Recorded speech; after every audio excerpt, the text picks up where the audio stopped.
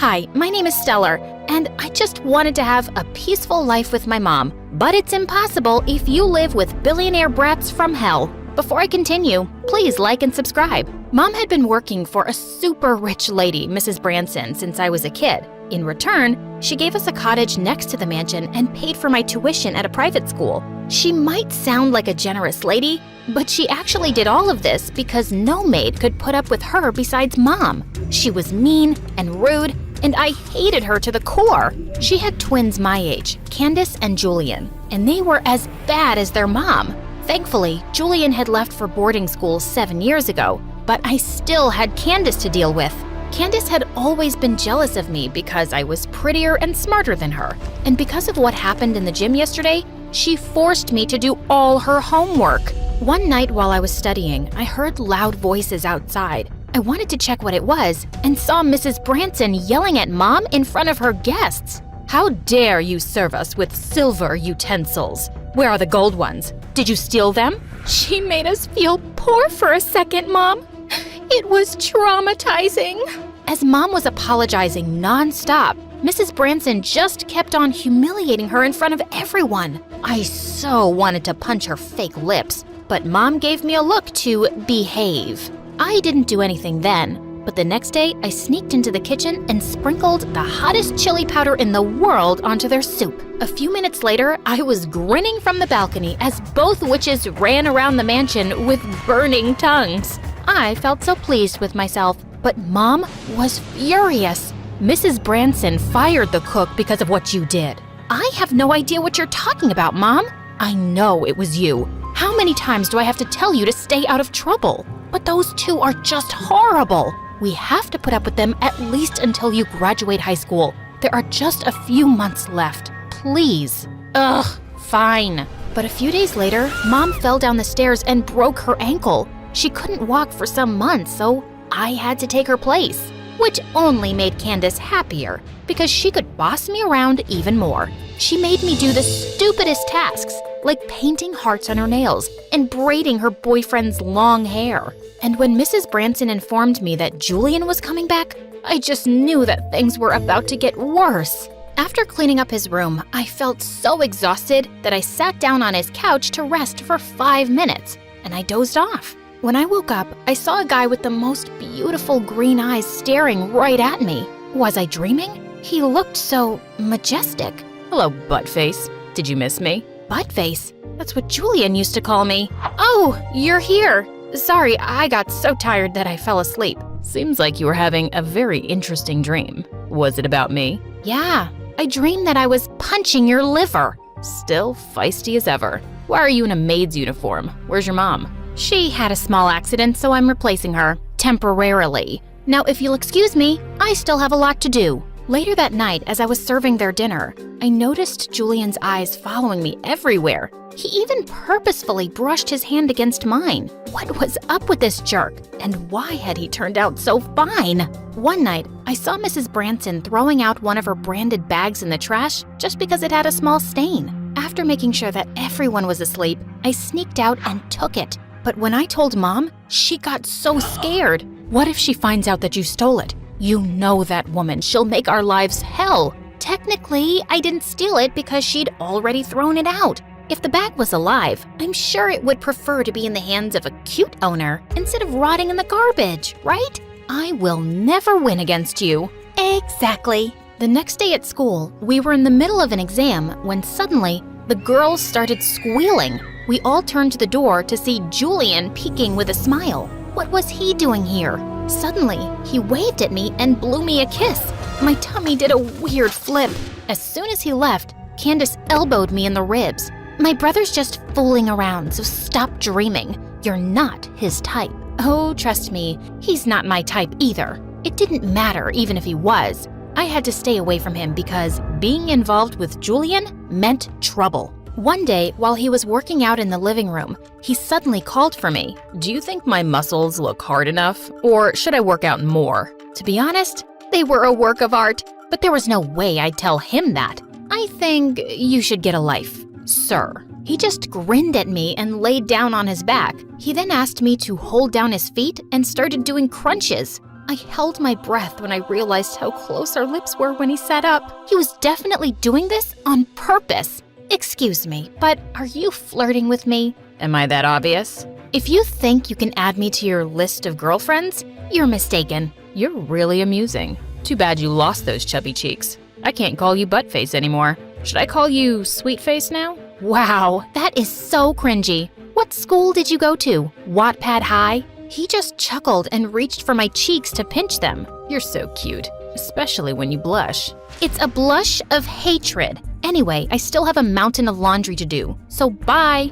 I left before things could get weirder. I did my best to avoid him at school, but he was always doing silly things to grab my attention. And one of my friends suddenly started pestering me. Hey girl, I saw that hottie from the other class flirting with you yesterday. Are you guys like a thing? Ew, yuck, no. I don't date players. Okay, that's amazing. Maybe I'll ask him out then. I suddenly found myself grabbing her by her hair. Don't even think about it. My friend was totally surprised by my behavior, and so was I. I realized that I was actually having a crush on Julian, but I would never admit it, ever. A week later, Mrs. Branson hosted a grand New Year's Eve party at the mansion, and I helped the kitchen staff serve the food. I couldn't help noticing Julian staring at me the whole evening. It made me feel excited for some reason. While I was washing the dishes, someone suddenly breathed down my neck. Wanna get out of here? Your mom's gonna kill me. So you're scared? Where's that fearless little girl who used to kick my butt? And I was sold. We sneaked out and slipped into a sports car. Where are we going? Wherever fate is taking us. I was so confused when he brought me to a grass field. Why are we here exactly? You'll have to wait for it. As we sat on the car's hood and waited for whatever it was, we started talking. Why do you like racing so much? It's too dangerous. Racing makes me feel like I'm flying, like I'm alive and free. How about you? Do you still want to become a nurse? Of course. Remember when you stole my stethoscope when we were kids? It was just so cute how you ran around and listened to random people's heartbeats and tummies. Oh look, there it is. Suddenly, the night sky was filled with the most spectacular fireworks. I remember you wanted to see those New Year's fireworks so badly once when we were kids, but you missed it because Candace and I locked you up in a bathroom. Yep, you both are horrible creatures. I'm sorry about that. I was a dumb kid. I felt butterflies as we watched the fireworks in silence. I closed my eyes and just enjoyed the colors behind my eyes. When I opened them again, I saw him staring at me. He was leaning in closer when suddenly my phone started to ring. It was Mrs. Branson. Your mom is calling. We need to go back. Can we make it in 10? Try me. He winked at me before stepping on the pedal, and the next thing I knew, I was screaming as he drove like a maniac. The party wasn't over yet when we got back home. As we sneaked in from the back, we suddenly saw Mrs. Branson walking towards us. Just then, Julian pushed me down to my knees. Why can't you find it? Are you blind? I immediately got what he meant, so I started crawling around pretending to find something. Stellar, I've been looking for you. What are you doing here? I dropped my ring, Mom, and I'm asking her to look for it. Mrs. Branson seemed to believe us. I was so relieved. But later that night, as I was clearing the mess, I almost fell back in fright to see her standing behind me. Do you really think that I have no idea what you're up to? I don't know what you're talking about, ma'am. Stop with your acting, Stellar. And don't forget your place in this house. You're a maid, just like your mom, and that's all you'll ever be. Stay away from my son.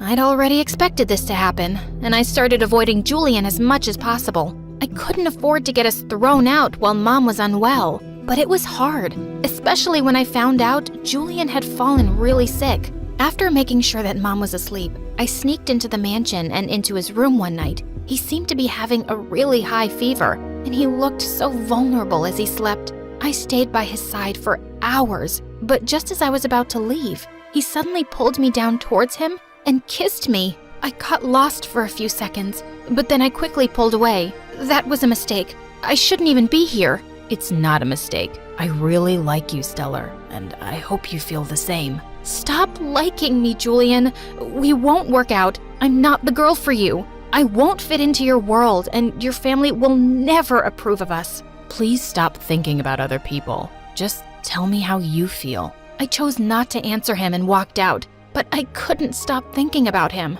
A few days later, Candace and her friends were having a pool party, and I went out to serve them drinks. I saw Julian was with them, and one of the girls was literally all over him. The sight made my blood boil. I slammed down the tray and turned to Julian. "Excuse me, sir, but can you please come to the kitchen for a moment? I need to show you something." He looked confused and followed me. "What is it?" I grabbed a tray and tapped it on his head. "Stars. Can you see them?" "I can only see a jealous girl, but you're the one who told me we won't work, Stellar." "So that's it. Now you suddenly don't have feelings for me? You're just a player, Julian. One day you're kissing me, the next day you're flirting with some—" Just then, he gently pushed me against the wall and kissed me. And this time, I kissed him back. I couldn't stay away from him anymore, and we began dating in secret. We started sneaking out at night and driving around, and we had the best nights of our lives. But then one day, he looked at me seriously and said, "I'm tired of seeing you secretly, Stellar. I just want to let the world know that I'm dating an amazing girl like you. But I'm just a maid, and I'm sure it will be a huge problem with your family. I know it's not going to be easy, but I'll find a way. I just need you to trust me." "I do trust you." A week later, Julian's dad came back from abroad, and Mrs. Branson held a huge party for him. During the event, I looked around for Julian, but he seemed way too busy with his guests and didn't look my way once. I didn't think too much of it until Mrs. Branson stepped on the grand staircase in the hall and asked for everyone's attention. "Since we're all gathered here tonight, I can't wait to share some amazing news. My son Julian and our business partner's daughter, Casey, are engaged. Cheers to the lovely couple." I stared at Julian in complete shock as he joined his mom with the girl who'd been flirting with him by the pool. And he looked so happy. How could he do this to me? Feeling dazed, I was leaving the room in tears when suddenly Candace stepped in front of me with a smirk. "Oh, I warned you. You're not his type. Not every Cinderella gets her Prince Charming." Just then, I turned red with rage. I was still holding a tray of appetizers, and I slammed it in Candace's face. Everyone gasped and stared at me, and I left as fast as I could. I ran back to our cottage and started packing our things. "We have to leave, Mom." "But why? What's happening, sweetie?" "I can't stay here. Not another minute. We'll be thrown out anyway, so we might as well go ourselves." I cried as I told her everything, and she started helping me pack. As the cab drove us away from that mansion, Mom took my hand. "We should have left years ago, but I was too weak. I just let us suffer without doing anything. What will happen to us now?" "No, Mom. You're so strong for putting up with everything for me. Don't worry. We're gonna get through this together." We had enough savings to rent a cheap apartment, and I also sold the branded bag I'd taken from the trash. It was actually worth a small fortune. With some money to go by, we both started looking for jobs. Mom fully recovered soon and started working as a hotel maid, while I worked as a waitress. I also applied for a scholarship to a nursing school, and luckily, I got in. I studied and worked hard for 5 years and was finally an intern at a huge hospital. One day, I found a bouquet of roses in my hospital locker, and I hated myself for wishing it was from Julian. But it wasn't. It was a patient I'd taken care of some time ago, Enrique. He admitted he liked me and asked me out. Enrique was charming and sweet, but I told him I was too busy for love. But boy, was he persistent. He kept showing up and asking me out in the funniest ways. And after months, I finally decided to give him a chance. One evening, as I was stepping out of my apartment to meet Enrique, I bumped straight into someone and apologized. When I looked up, I saw that it was Julian. "What? What are you doing here?" "Are you going out on a date? You look lovelier than ever." "Are you freaking kidding me? You're not even ashamed to face me after what you did? And now you're flirting with me? Just wow. I wonder what your wife would have to say about that." "I didn't marry her. I didn't want to spend my life being miserable. I also cut ties with my family." "Do I look like I care? It's been 5 years, Julian. Please, just get lost." Before he could say another word, I walked away, shaking with rage. I wondered if he was telling the truth. But even so, he broke my heart in front of everyone, and I could never forgive him for that. Julian had somehow gotten a hold of my number, and he kept texting me to meet him once. But I kept ignoring him. One day at the hospital, we received a patient who'd been in a bad car accident. And when I looked at the patient chart, My heart leapt into my throat. It was Julian. I rushed to his room and took his hand as tears streamed down my cheeks. He suddenly opened his eyes and started talking. I tried to calm him down, but he wouldn't stop. "You have to listen to me, Stellar. Mom threatened to put your mom away in jail for stealing if I didn't break up with you. I knew she really meant it. So I agreed to do something that would make you hate me and drive you far away. I was young and weak, and I thought I was doing the right thing. But now I've cut off my family and made something of myself. And there's no point to anything if I don't have you in my life." Gosh, you wanted my attention? You have it. Just shut up and be strong for me right now, okay? Only if you say you love me, because I do. I'll see how I feel after a few dates. So you better get well soon, you moron. I bent down and kissed him on the lips, and his blood pressure shot up from excitement.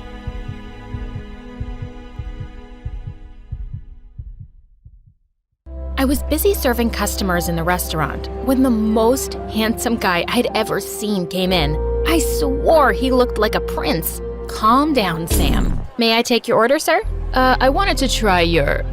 Wow, you look so beautiful. Huh? He suddenly took my hand and placed it on his chest. Can you feel how fast it beats right now? Yeah? This must be love at first sight. What? Are you bored, or do you have a bet with your friends or something?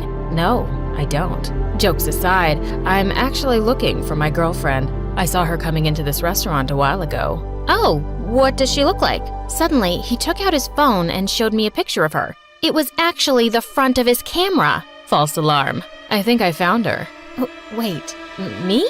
It caught me so off guard that I tripped backwards. Hi, my name is Sam, and I'm a part-time waitress and a full-time weirdo. Please like and subscribe. I couldn't work properly because Austin just stayed for my entire shift and kept staring at me. And before he left, he gave me a huge tip. I ran after him. Is this a joke? Are you trying to win me over with money? 'Cause it's not gonna work. No, I was just trying to get you to come after me and talk. He looked so shy all of a sudden, and it was kind of cute. I'll be dreaming of you tonight. He then winked at me before finally getting into his limo, and I spent the whole night thinking that it actually happened. The next day at school, my best friend Garrett suddenly ran up to me with an ear-piercing squeal. Girl, you will not believe who just joined our class. He was the most handsome guy that I have ever seen in my life. A 100% snack. Garrett was a year older than me, but since we worked together in the restaurant, we became besties for life. Oh yeah? Cool. I didn't think that someone would be more attractive than that rich guy last night, though. Oh my God, he's coming this way. Okay, I need to calm down. My jaw dropped when I turned. No frickin' way! It was him, the guy from the cafe. What are you doing here? I just got transferred here as a senior. This must be fate, don't you think? Or stalking. He just smiled at me, reached for my hand, and kissed it. See you around, beautiful. When he finally left, Garrett turned to me like he'd seen a ghost. You have some explaining to do, girlie. I told him everything that happened last night, and he went bonkers. Ugh, you're lucky that you're prettier than me. So, what's your plan? What do you mean, plan? Duh, he obviously likes you. If I were you, I'd marry him right away. There's no plan, and he's probably messing around, so get over it. I don't think so, honey. Apparently, Garrett was right. The guy's name is Austin, and he'd come to the restaurant daily to see me and was showering me with attention in school too. Garrett would turn into a happy worm every time, but the girls weren't digging it. One day, he invited me out for dinner, and when I finally agreed, he took me to a landing pad. Is that your private jet? I heard there's a really good restaurant in Korea, and I wanted to try it with you. Korea? We're gonna have dinner in another country? Only the best for someone as lovely as you, Sam. I was still speechless when we finally arrived. Austin, you can have any girl you want. Someone prettier and richer, so why me? You don't even know anything about me. I told you, it was love at first sight. And I don't care whether you're rich or poor. I just want to take care of you. He leaned in and tucked a strand of my hair behind my ear. Why was I resisting this? He was lovely and he liked me. It was worth a shot dating him. Soon enough, Austin and I were an item, and he was just too good to be true. He'd take me out to yacht parties, concerts, and dinners with his friends, and all these people were so fancy. I just felt this pressure to look good and wear makeup all the time and act a certain way. I liked Austin a lot, but I felt like I was a different person in his world, and something between us was just missing. One night, I told Mom about it, and she shared something with me. When I first met your dad, I felt this heart-pounding rush in my chest. At that moment, I just knew that he was the one. That heart-pounding rush. That's what was missing with Austin. At school the next day, I was looking for Austin and found him in the locker room. Only he looked really different. His hair was dyed black, and there was a cool tattoo on the side of his neck. He looked breathtaking. Was this the rush Mom was talking about? Just then, I tiptoed and gave him a kiss on the cheek. Whoa, what was that for? You look irresistible today. Your new look suits you better. He just gave me a confused look and walked away. What was wrong with him? I followed him and he looked annoyed. Why are you following me? Are you okay? Did I do something wrong? You kissed me without my permission. It was just a kiss on the cheek, and you're my boyfriend. In your dreams, sister. Wow, I didn't know that you're actually a huge jerk. Yes, I am. Now leave me alone. I went to the bleachers to compose myself, and there he was again, holding a bouquet of flowers. Flowers for the lovely lady. I almost choked when I saw him with his blonde hair again. You're Austin, my boyfriend, right? Why wouldn't I be? I felt so confused. I grabbed his hand and dragged him inside the building. Just then, I bumped straight into someone. It was the hotter Austin. First, you want to kiss me, and now you want to feel my chest? Control yourself, please. I looked at the two back and forth. You have a twin brother? Ding, ding, ding. Austin apologized for not telling me that minor detail earlier. He told me that Apollo got kicked out of his school abroad and just got here today. He then turned to his twin. Don't mess with my girl again, or else. Maybe you should tell her that. She kissed me and told me that I looked more handsome with darker hair. Hey, I didn't know that my boyfriend has a twin. Austin pulled me aside to a corner. So, you find him more attractive? You both literally look the same. It's not a big deal. Fine, but I need you to stay away from him. He's just trouble. Why would I want to stick with him anyway? But the universe wanted to make my life complicated. Apollo failed a grade in his previous school, so he was put in the same class as mine. And worse, he drove my seatmate away and sat beside me. Excuse me, but why here? There's a lot of vacant seats at the back. Just doing you a favor, in case you missed my brother. Unbelievable! I told Garrett about the mess, and he just laughed at me. Oh girl, I think you're in deep trouble. Was I? One time I was reading in the library when Austin came and sat next to me. Hey, I've been looking for you. What you doing? Just checking on some disappearing cases in the Bermuda Triangle. Do you really think there are sea monsters down there? Why are you reading such nonsense? Are you a child? Suddenly, he snatched the book away from me and tossed it aside. I was furious. You didn't have to throw the book away. You should focus on more fun things, like me. Books are lame. That explains why you're stupid. He turned to see Apollo reading a book behind us. What did you say? Oh, I'm not talking to you, bro. I'm reading something out loud. Before Austin could throw a fit, Apollo got up and left. Austin was mumbling something about how awful his twin was, and here I was, thinking about how attractive he looked as he held that book.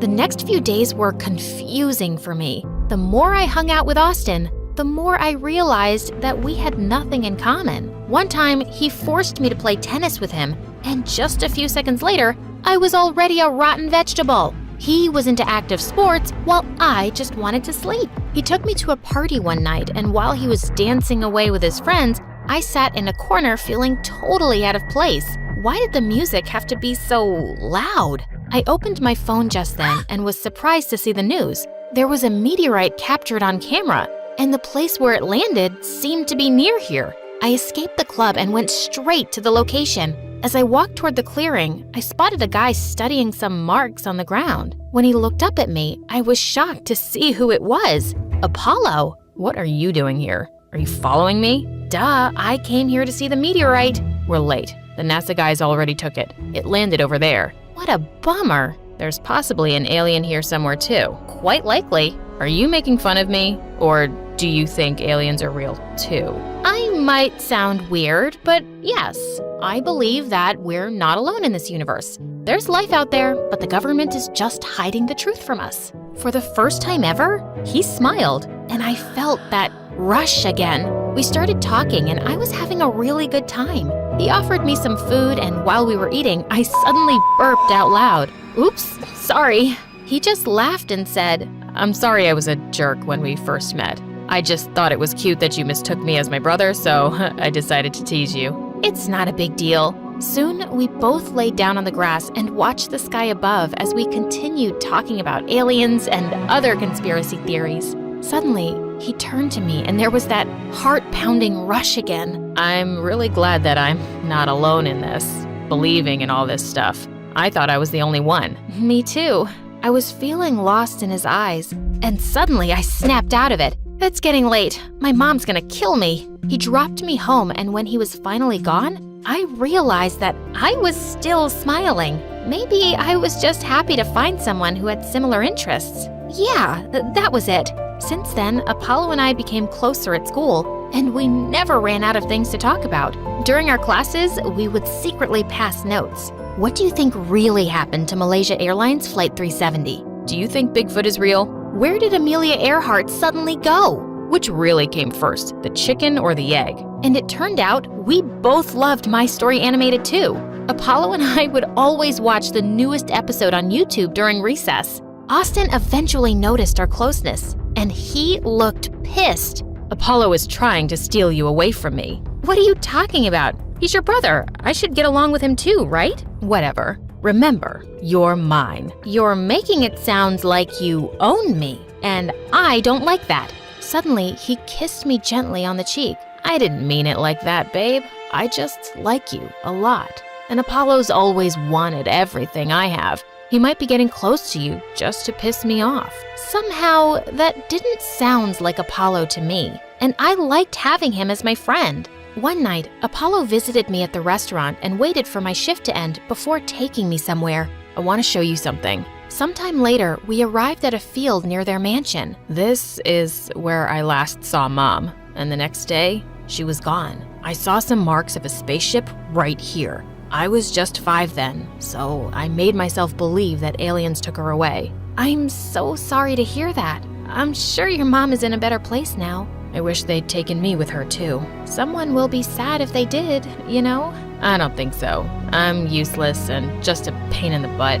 I'm pretty sure someone will be sad. Sam? Yeah? You know what it means when I go missing one day. What are you saying? And why are you saying this? Just in case. His words were sending me goosebumps. But before I could say anything more, he just changed the topic and said he'd drop me home. I just couldn't stop thinking about Apollo all the time. I was falling for him. With him, I could just be me. I had to talk to Austin and end things. It wasn't fair to lead him on. I pulled him into an empty classroom the next day. We need to talk about something. Save that for later. I need you to join us for dinner tonight. My dad is really excited to meet you. But Please, don't make an excuse. I've had a really lovely dinner all planned out for us. Please? I sighed and said yes. And the next thing I knew, he sent a team of stylists to my house to dress me up like the richest girl in town. Ugh. When I finally arrived at the restaurant, my jaw almost dropped upon seeing his dad and stepmom. They looked like royalty.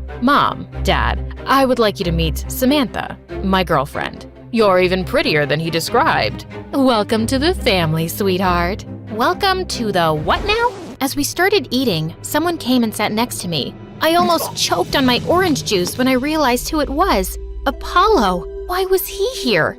Sorry I'm late. But no one seemed to care. Their dad continued talking about how perfect Austin was and how he trusted him to be the next CEO of his company. As Austin was trying to be extra sweet to me, Apollo suddenly held my hand from under the table. Apollo, honey, you should also find a girlfriend as beautiful as Samantha. Unfortunately for him, no one can be as beautiful as my Sam. Then maybe you can break up and just let me be with her. Excuse me? Before things could get out of hand, the waitress suddenly spilled the whole pitcher of juice, messing up Austin's shirt. This is unacceptable. Dad, let's go to a better restaurant. We could go to another city. I can have the helicopter ready in minutes. They were unbelievable. I excused myself to the restroom to calm myself down, and as I got out, I noticed the waitress crying at the back, and Apollo was talking to her. Here, please, take this as an apology for my family's behavior. He was giving her a huge tip, and I felt my heart melting. How was he so different from his family? When I went back, I told them that I needed to go home because I wasn't feeling well. As Austin was driving me home, I finally confronted him. I'm sorry, but I can't do this anymore. What? Are you breaking up with me? I tried, but it's just not working. Is this about the stupid waitress? Watch your words. I'm a waitress too, in case you forgot. This is about Apollo, right? You like him. What are you talking about? He's a hopeless case, Sam. There's no future with him. He's always depressed. Do you even know why he's like that? It's because of Mom. I lost her too, but I moved on eventually. He's just being dramatic. I'm here. I'm better than him by 100 times. Not everyone is as insensitive as you are, Austin. After everything I did for you, you choose that loser over me? I'm literally perfect, and you're just a dumb waitress. I suddenly slapped him, hard, and then I stormed out of his car. Jerk. He ignored me after that, but I couldn't care less. What was bothering me was the fact that Apollo started avoiding me too, on purpose. Thanks to Garrett for keeping me sane, or else I would have already lost my mind. One day, our class had to do a team building exercise on the lakeside, and during one game, I was teamed up with both brothers of all people. We were on a raft and we needed to collect 20 plastic balls from the water in 3 minutes. It was so awkward because both of them were pretending that I was invisible. While I was reaching for a ball, an unexpected wave suddenly hit us and I fell into the water. I didn't know how to swim. I kicked around frantically, and just as I felt I was gonna give up, I felt strong arms around my waist. I got you. It was Apollo, and he quickly swam to the shore with me. He was looking down at me with a really worried face. Just then, Austin came running and pushed him aside. Sam, are you okay? I'll take you to the hospital. No, I'm fine now. I thought I was gonna lose you. I still love you, you know. But I don't love you, Austin. I thought I was sending Apollo a really clear message, but he silently walked away. Had I been misreading all the signs? I was certain he liked me too, but he was just running away from me. When I went to school after the weekend, I noticed he wasn't in class. He didn't turn up the next day either, and I had no choice but to ask Austin about it. He went back to the US because he got bored here. Get over it. Get over it? I couldn't believe that he'd leave just like that. Weeks turned into months, and there wasn't a single word from him. Mom and Garrett were trying their best to distract me and cheer me up, but I would still think about him every night. I often visited our spot in the field, hoping he'd magically show up, but he never did. Months later, Austin came up to me one day and said he had to tell me something. Apollo didn't leave because he was bored, Sam. He's been sick since he was a kid, and his disease got worse, and he needed to go back to the US for his treatment. Yeah, I was mad at you for breaking up with me, but I actually kept the truth from you because he didn't want you to know. He's completely fine now, and he came back a week ago. You should go see him. I felt my eyes well up. Why are you being nice to me? I thought you hated me. No, never. I can be a jerk sometimes, but I'm really not that bad. I want you to be happy, and my brother too. I gave him a quick hug and then rushed to the field Apollo had taken me to, and I found him sitting in the same spot. It was really him. Apollo! Sam, I thought you were gone for good. Well, the aliens tried to take me, but I didn't go with them. I can't just leave someone behind. I wonder who that is. I'll give you a clue. She's a beautiful weirdo who has made my life so much brighter just by being in it. Please don't ever leave me again. I won't. I love you, Sam, and I want to solve all of the mysteries of the universe with you forever. I love you too. And yes, let's start with the sea monsters, please. He laughed before finally kissing me.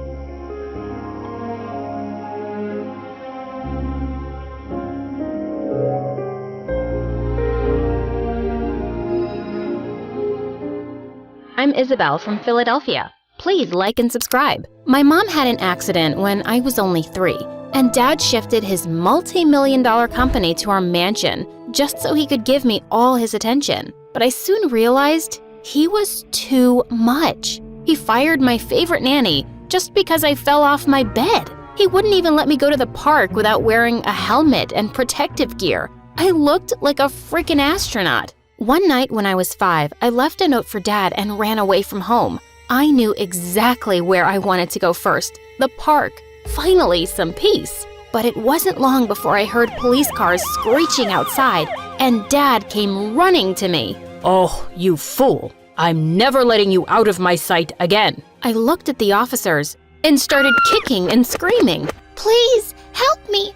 I've never seen this creepy man before. Help! Well, Dad had a lot of paperwork to show before he could take me home. Growing up, he and I were constantly at war, but I always found a way to do what I wanted. And in high school, I even joined the cheerleading squad, without telling him, of course. Once in 10th grade, the football captain Jake invited me to his party, and I knew there was no way Dad was letting me go so late. So once he was asleep, I sneaked out of my window. By the time I got back, it was almost 3 a.m. I was walking through my garden when I suddenly tripped over something that looked like a human body. I almost screamed, but just then, I saw who it was. My weird neighbor. Oh my God, what are you doing here? I was just lying back and watching the stars, till you ruined it. Why can't you just watch the friggin' stars from your garden? I like the grass here better. It's nicer and softer, and the quality is… Jeez, just shut up and go. As I started walking, he followed me. You know we go to the same school, right? You don't even know my name, do you? Of course I do. It's, something with an R or P. Wait. It's Dave. David, okay? You got me. I don't know your name. It's Scott. You'll remember now because I'm your new boyfriend. Did I hit your head when I tripped? No, you just gave me an idea. You're Miss Popular, and I'm just a nerd. Dating a cheerleader is going to be great for my image, and if you say no, I'm going to tell your dad you were out. Are you seriously blackmailing me? Yes, I am. Don't worry, it's not forever. We'll date for a month and then break up publicly. So, do we have a deal? Dating this weirdo would be social suicide for me, but if Dad found out, I'd be grounded for eternity. So, I shook hands on it. I was so not looking forward to school on Monday. I walked down the hall with my face behind a book, hoping to avoid Scott. I didn't find him anywhere, and I felt so relieved. Maybe he was kidding about the whole thing anyway. Later at lunch, Jake joined me, and I was having a great time when suddenly Scott slid right next to me. Here I am, my lady. Now, what are your other 2 wishes? Oh my God. Dude, we're in the middle of something here. Can you go and be weird somewhere else? I'd like to know what you're in the middle of with my girlfriend. Girlfriend? Your girlfriend? Isabel, your friend seems rather stupid. Can you please tell him clearly? I kicked him hard under the table. Yes, it's true. Scott is my boyfriend. No way. This is just some stupid joke, isn't it? It is not. I love Isabel, and she loves me very much, and will prove it. To my horror, Scott jumped onto the table and held out a hand for me. I climbed up very reluctantly, and he whispered, "You better make this convincing." I was going to kill him. I kissed him as everyone in the cafeteria watched us and gasped. Jake stormed off furiously, and I dragged Scott outside. What was that? This is not part of the deal. Well, we have to make it believable. What's the problem anyway? You seemed to be really into that kiss. I was not. I'd rather kiss a monkey's butt. Now, you listen to me. Just then, a thin goth girl named Irene walked up to us. Scott, are you really going out with this girl? Yes, I am, Twiggy. Meet your future sister-in-law. Wait, you guys are siblings? How come she doesn't have a British accent? Because we're both Americans. And my brother's such a loser. Why do you speak like that? So I can sound more sophisticated. Not all of us just get by in life with a pretty face. So you settled for a stupid accent? Good job. Also, I wouldn't date a cheerleader if I were you, Scott. She's one of them, and they're all jerks. Before I could defend myself, she walked off. Don't mind her. She's weird. My friends are coming over for a chess tournament tonight, and I can't wait for them to meet my girlfriend. I can't. I have things to do. Like spending the rest of high school in your room? Because that's what will happen when I tell your dad. I'll see you, m'lady. And with that, he left. Ugh! So, he wanted a girlfriend, huh? Well, he was about to get one. The girlfriend from hell. When I went over to his place that evening, it looked like I'd walked onto some geek planet, and they were all staring at me like I was an alien. Whoa, we thought Scott was lying. About us being together? Oh no, meeting this cookie monster is the best thing that's ever happened to me. When they set up the chessboard, I jumped into Scott's lap and started picking up the chess pieces. Babe, what's this horsey thing? And what's this one for? I'm really dumb, you know? I don't understand anything. Can you please leave those alone? I'll explain to you later. Why are you talking like that to me, Snookums? You think I'm dumb, don't you? I never said that. Just watch a game and you'll understand everything, okay? I smiled sweetly, but I wasn't backing down. I kept distracting Scott by playing with his hair, feeding him snacks, and accidentally dropping a drink in his lap. And then, right when they were in the middle of an intense match, I started doing a cheerleading routine. Give me an S, give me a C, and then an OTT. Go, Scotty! I did a cartwheel next and crashed straight into their table, knocking their chessboard to the floor. They all looked so mad, and Scott took me out of the room. What are you doing? I know you just think we're a bunch of nerds, but this is important to us. I'm just giving you the girlfriend experience. If you don't like it, break up with me. Not a chance. You're my girlfriend for the month. Deal with it. Of course, everyone in school knew by now that Scott and I were dating, and he was everywhere, in the library, during lunch, at my cheerleading practice. A few days later, he even signed up for a hiking trip I was going to. As we were walking, a cheerleader asked us how we'd gotten together. Oh, it's a really boring story. Oh, she's just shy. It was quite romantic, actually. What? She was walking past my house when she slipped and sprained her ankle. I took my t-shirt off and wrapped it around her foot, and then I carried her home. She asked me out because of my rock-hard abs. Her words, not mine. Oh, I could bash his skull with a rock. And suddenly, I had a brilliant idea. I stopped back to tie my laces and quickly filled up my backpack with rocks. Then I let out a loud cry. Scott, I sprained my ankle again. I don't think I can walk. Oh, I got you, my lady. Hop onto my back. And when I did, he let out a loud groan. What is it, Scotty? Nothing. Totally, fine. I almost died trying not to laugh. The poor boy was grunting and sweating as he carried me down the hill. And then finally, he collapsed to the ground. Gosh, Isabel, you weigh as much as a baby elephant. Did you just call me fat? I burst into fake tears as everyone glared at him.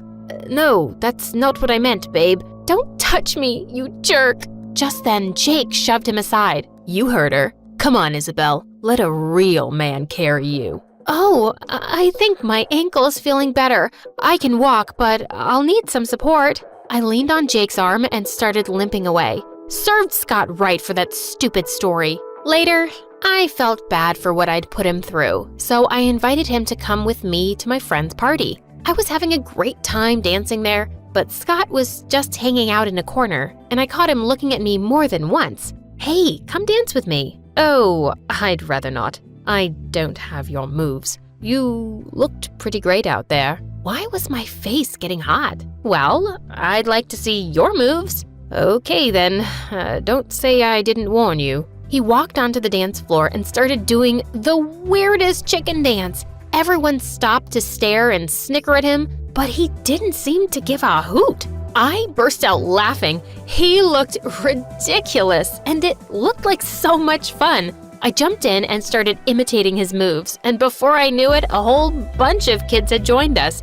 and we were all doing Scott's chicken dance. We all clapped for him at the end of it. As we were walking away, Scott accidentally bumped into Jake and knocked over his plate of food on his shirt. Suddenly, Jake grabbed him by the collar. You're really getting on my nerves, man. What are you even doing here? Dating some cheerleader won't make you cool. You will always be a loser. Why are you so worked up, dude? Is it that time of the month again? Jake punched Scott in the face. I leapt forward and pushed him away, straight into a fountain. Don't you dare touch my boyfriend! As Jake screamed furiously, I took Scott's hand and led him out of there. We went to his house and I held up an ice pack to his face. Here, this should help. Yeah, it usually does. What do you mean? It's not the first time I've been bullied, Isabel. I'm a nerd, remember? I've had plenty of broken glasses, punches, and insults. Scott, I'm sorry to hear that. No one deserves such treatment, especially you.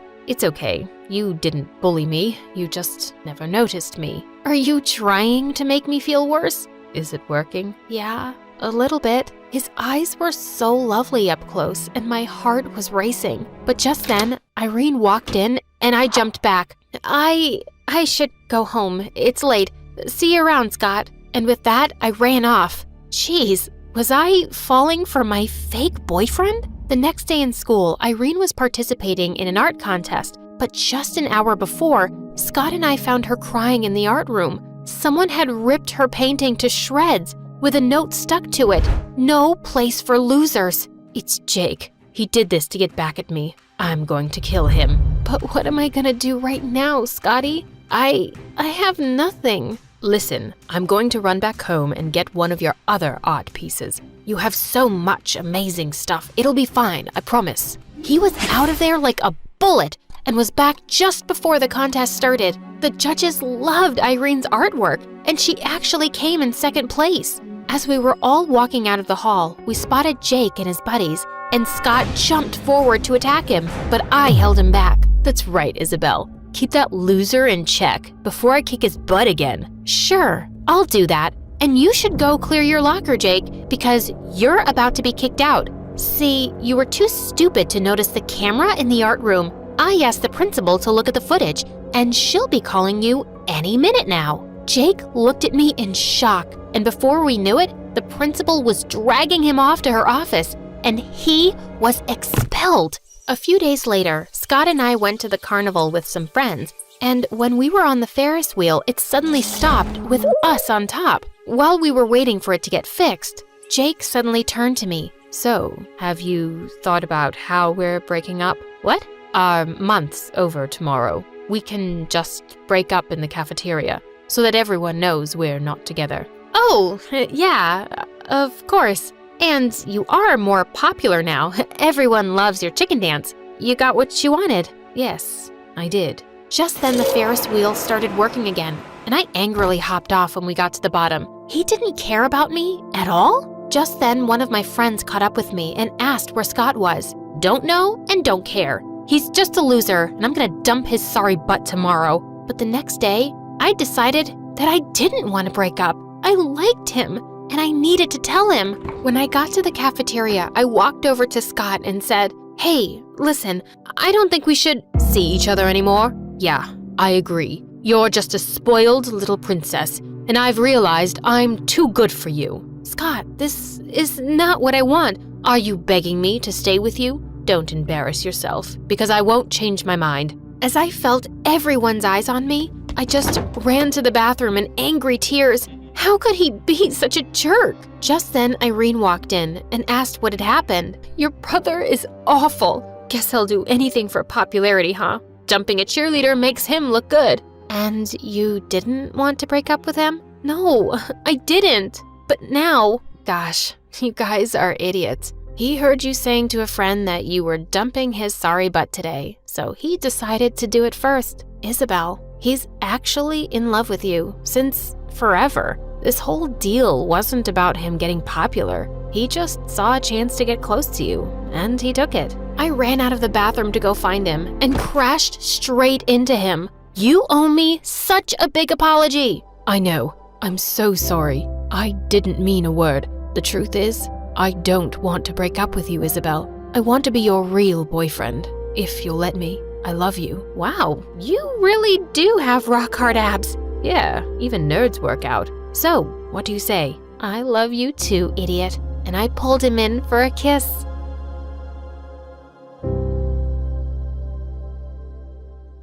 I'm Rose from upstate New York. Please like and subscribe. I grew up with my grandfather, who was the coolest person ever. He worked at a planetarium nearby, and often after school, I'd help him there. You see that star? You know, it isn't a star, but a planet. A planet? It's so shiny. Wow. Growing up, I loved everything about the stars, planets, and space. Pops and I would look at the stars from the big telescope. It was so fun. By the time I was 17, I was the brightest in my class and ready to graduate a year early. One time when I returned from school, I saw Pops talking to some construction workers, and he looked mad. What's happening? These people are trying to tear down the planetarium to build a mall here. No way! Not on my watch. This place was too close to my heart. My best childhood memories were about this place. Just then, I noticed a bulldozer driving toward the building, so I climbed up the huge oak tree in between, and people frantically yelled for the machines to stop. Yo, stop! There's a crazy girl up there. Rose, what are you doing? Get down from there. Nope. If they want to take this tree down, they'll have to do it with me on it. One of the workers called the boss, and exactly 30 minutes later, I saw a helicopter land. Several men in black suits jumped out, surrounding a handsome guy who didn't look much older than me. You, girl, what's the problem? Call me Rose, and the problem is that you need to ask your men to back off. This is our property. I bought this dump, so it's my property. So, you'll just destroy it because you own it? Over my cute body? Do you have any idea who I am? Does it look like I care? The guy stared at me, then smirked. You won't give up, will you? Nope. Fine. Come to the office tomorrow and we'll have a little chat. I'll think about it. Saying that, he left, and so did the workers. That was fast. Later that night, Pops told me the guy's name was Henry Hampton, and his parents owned half the city. I wasn't scared of him, even if he was the President of the United States. And the next morning when I reached his office, I was more than ready to let him know that. But the place was so big, I couldn't figure out which door to open. I accidentally entered the wrong room and found a boy my age playing the piano, but he sounded a bit off. Try working with an F minor, it's much smoother. Excuse me? I wanted to apologize for butting in, but before I could, a security guard came and escorted me to another office where Henry was waiting for me, and he looked so intimidating. Our meeting yesterday had me rethink the mall project, but on one condition. I want you to work as my assistant. What? Why? I've had many pretty assistants over the years. Now I want a smart one. Did he just call me ugly? But I'm a space nerd. There really isn't much I can do here. Why don't we start you off at $4,000 a day and leave the rest to me? Okay, that was a lot. Henry stared at me, waiting for an answer. My gut screamed no, but what choice did I have? It was either this or lose the planetarium, and no way I was gonna let that happen. Ugh, fine. The entire next week, I regretted my decision every second. Henry was mean, rude, and a total brat. He made me skip classes and called me at the oddest hours for work. If I refused, he made me number all the empty white sheets in the printer. What a nightmare. To top it all off, I was asked to help with all the new transfer students at school, and one of them caught my attention instantly, the piano guy. When he entered the class that day, girls couldn't stop staring at how handsome he was. I'm Rose. Noah, you work for my brother, right? You're Junior Hampton? Ding ding. And you're the brave girl I've heard so much about. Pleased to meet you. Noah was the complete opposite of Henry. He was kind and friendly, and we started hanging out every day. I complained to him about Henry all day long, and he didn't seem to disagree. He told me they were half-brothers and never got along. He's just jealous I'm the better-looking brother. One night, as Noah was playing his latest tune for me, Henry barged in looking mad. I lost an important deal because you mixed up the papers. I thought I was hiring a genius, but I was so wrong. I looked at him in shock and he went ballistic on me. Hold up, I didn't ask you for this job. I'm tired, exhausted, and you're just so ungrateful. If you want me out, I'll leave, but I won't take your sour attitude. Henry looked crazy with rage, and before he could react, Noah jumped in. Easy, Henben. I'm sure we can work something out.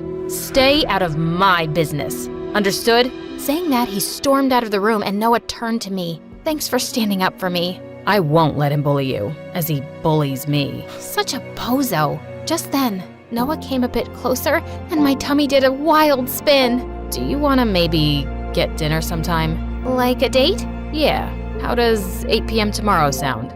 Sounds perfect. I wanted my first date ever to be amazing. I bought a cute dress and did a little makeup too. But just an hour before I had to leave, Henry texted me to get his dry cleaning. Can it wait? Unless you want to fly to Korea to deliver it, I suggest you get going. Did he have a tracker on me that rang every time I was unhappy? I texted Noah that I'd be late and hurried to the shop. But on my way back, it started raining heavily and I got completely soaked. I slid my way into the house and saw Henry glaring at me. I missed my meeting thanks to you. I missed a date thanks to you. Achoo! He wrapped his jacket around me as I sneezed like a crazy person and asked one of his servants to take me to the guest room. When I came down, he was standing by the fireplace with a cup of cocoa. Drink this. You'll feel better. You made this? Do you see anyone else around? Why was he suddenly being so nice to me? And why did that make me feel so good? So, about this boyfriend. Who is he? I don't have a boyfriend. And why do you want to know? Just wondering. Well, don't, because you're killing my chances of ever finding someone. Henry laughed and he almost looked human. One heck of a good-looking human. What made you say that? I was all set to meet Oh my God, Noah! I'd totally forgotten to tell him that I won't be able to make it. I reached for my phone, but it wasn't working. So I pulled one out of Henry's pocket and frantically dialed Noah. But he was already standing behind, looking like a raging bull. Well, well, look at that. Noah, I'm so sorry. I totally Save it, Rose. It's not the first time Henry's had eyes on my girl. Henry looked at me in surprise. He was your date? Well, that's disappointing. Before I could say anything, Noah took the vase lying on the table next to him and flung it at Henry, who missed it by inches. That was totally uncalled for. Work on your aim, little guy. But Noah left without saying a word. When I turned to Henry, he was smiling. You're such a jerk. I stomped out of the house furious at Henry. For days after that, I tried to talk to Noah, but he continued to ignore me. One day, the teacher announced that I was chosen to represent my school at the annual quiz competition, and I got busy with my books. I was studying in Henry's office one night after finishing work when I completely lost track of time and snapped back to over 30 missed calls from Pops. As I rushed down the hall blindly, I missed a turn and bumped right into Henry. You're still here? I was just leaving. Now? It's late. Let me drop you back. Don't you want to change? Should I? I blushed and we walked to his car. We sat in the back seat and minutes into the ride, I dozed off. I woke up to Henry brushing his hands over my cheeks, pushing a strand of hair away. His eyes were the most perfect combination of blue and green. Sorry.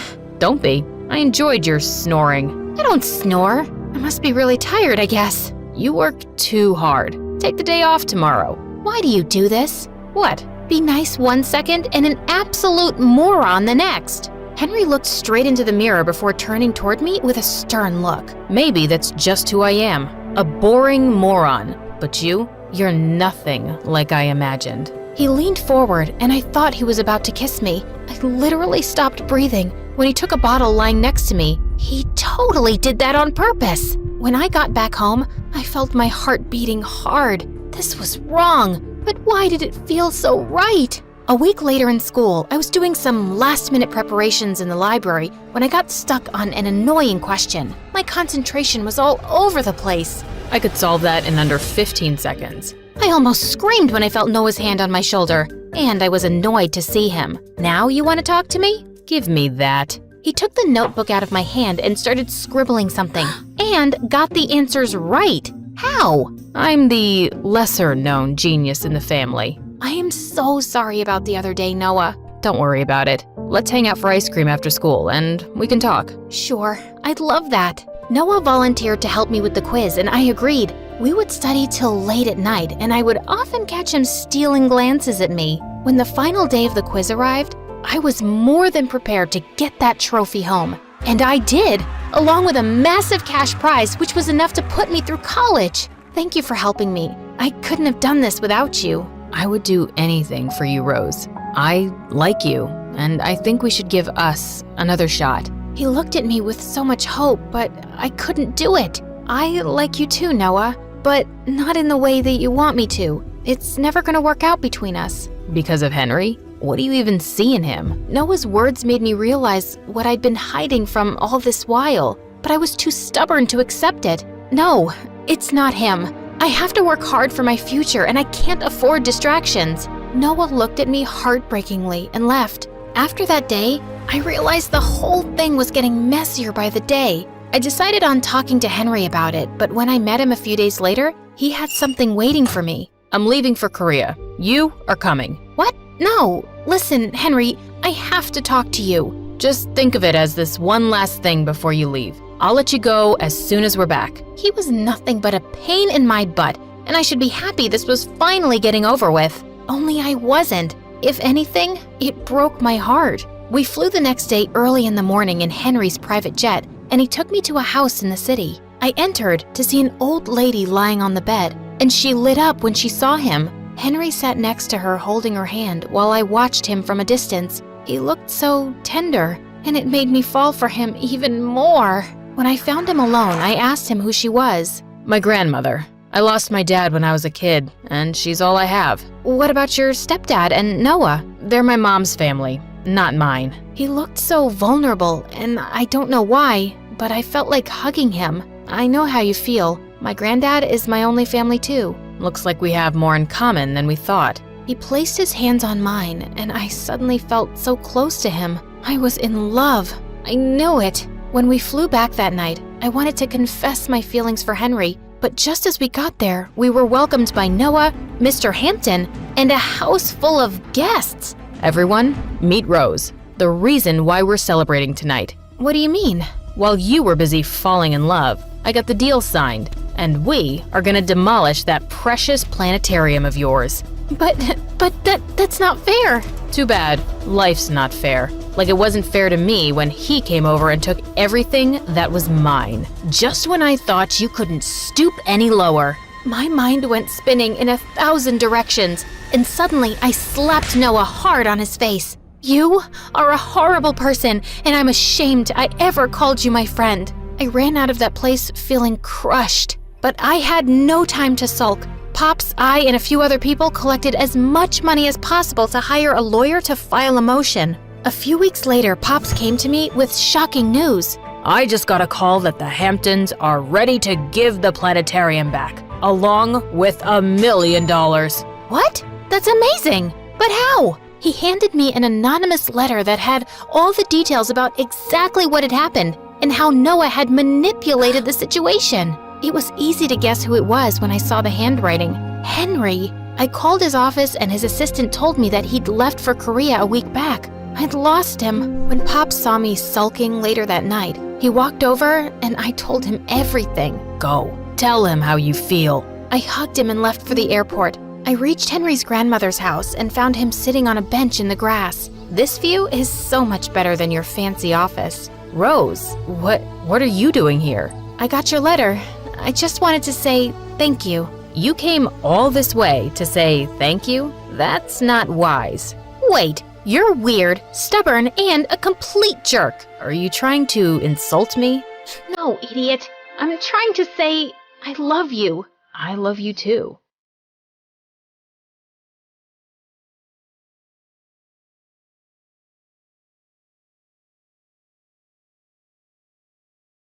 As I sat in my sports car preparing for the race of a lifetime, my manager Ruth shot me a nervous look. If your dad finds out, we're dead meat. They're probably giving away some charity award somewhere. Besides, they already control everything. This is my way of living my life. Now sit still. As I drifted and turned the car around, Ruth was screaming, "Slow down, Your Royal Highness!" Oh, come on. The fun has just begun. I pumped up the gas, and my brand new Ferrari was whooshing past the rest of the cars, putting me ahead in the race. Told you I'd win. Just then, a big van came out of nowhere and started clicking my pictures. Time to run. Hi, I'm Penelope, a real-life princess from Belgium. Please like and subscribe. I grew up with really controlling parents. They planned my daily schedule and made me go to boring meetings and dinners so I'd be ready for my duties one day. I wasn't even allowed to go to school or parties with people my age. My life was miserable. After what had happened at the race that day, everyone in the kingdom called me the crazy princess. The media is having a ball. This is so harmful to our reputation. Your reputation? I aced that race, and they're saying I came in second. If anyone's reputation is hurt, it's mine. Enough.